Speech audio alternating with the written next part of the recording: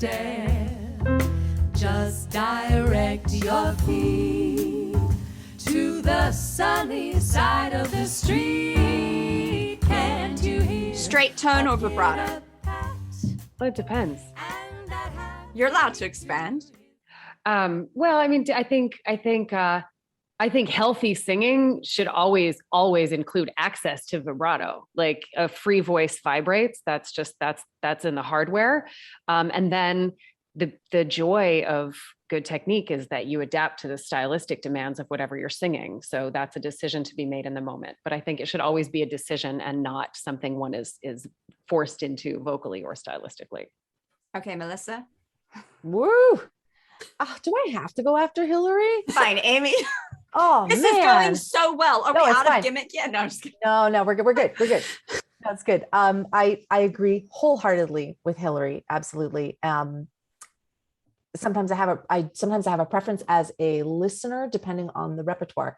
But yeah, as a singer, I think access to both is really important, and that it be a choice is really great. And I really dislike it when someone, when I'm being asked to eliminate all vibrato all the time. I find that that hurts me. I mean, if it's for a specific thing, but if someone's just like, if I'm in a recording session or something and someone's like, oh, and by the way, like all straight tone all the time. I mean, there's a time and a place for that. But yeah, if it's just like, if someone's like, I really don't like vibrato, I'll be like, I don't think I'm your singer then, so.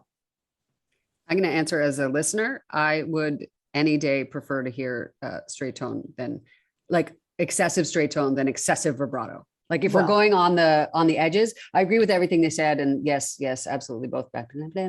But if we're going to like rapid it and talk about the extremes on either end, I will take the straight tone to listen to, like excessive straight over excessive vibrato.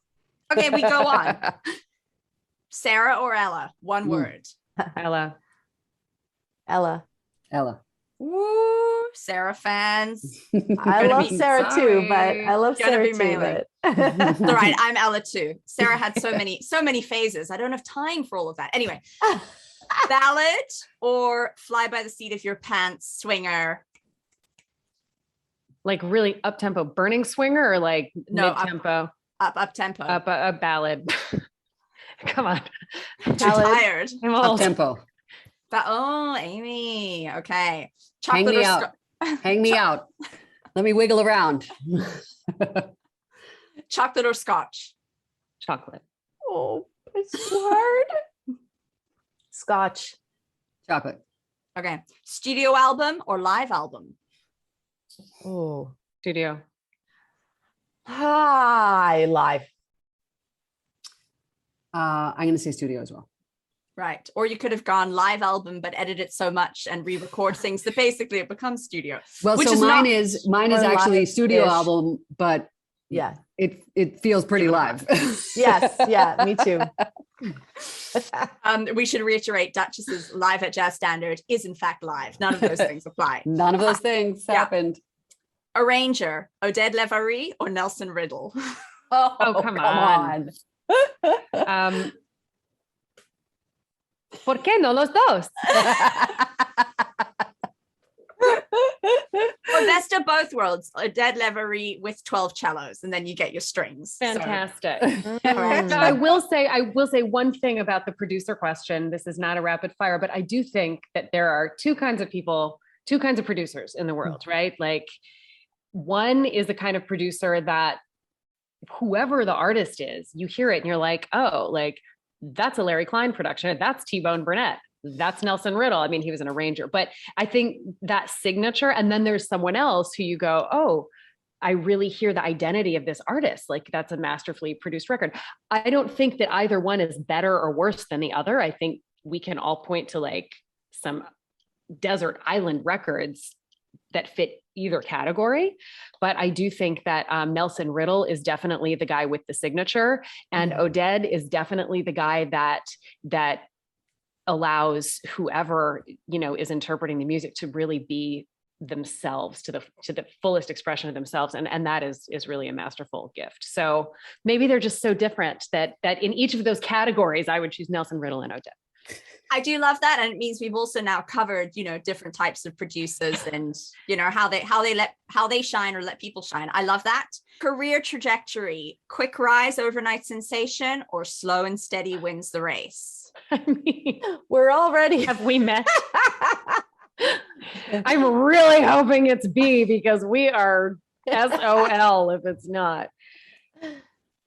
Yeah, B. Yeah, I think I prefer B too. Like, you know, Yeah. that is our reality. But I think, first of all, I don't think there's such a thing as overnight success. I think all those people have been working for years at what they do, and they just happen. Like, I didn't hear about them, and then today I hear about them because everyone's talking about them. I don't think there's really such a thing. But I'm happy for the years of knowledge and experience, and I don't wish like any of that overnight super famous. I mean, we're jazz musicians. We're never going to be super famous, but I don't wish that on anyone. Right. And there's always a box of hair dye for those grays that come with the slow and steady, right? A final one, vocal soloist or vocal trio, go it alone or go with friends. You have to do all of the above. It's the vocal trio is, I'm sorry. I think, how about vocal trio with solos for each member on every album? Odette is brilliant. Yeah, which is another tribute to our skillful producer. I will accept. Hilary, Melissa, Amy, Duchess ladies, Divine Duchess people, thank you so much for being on the Jazz Session today. Thank you for having us, Nikki. Thanks, Nikki. It was great.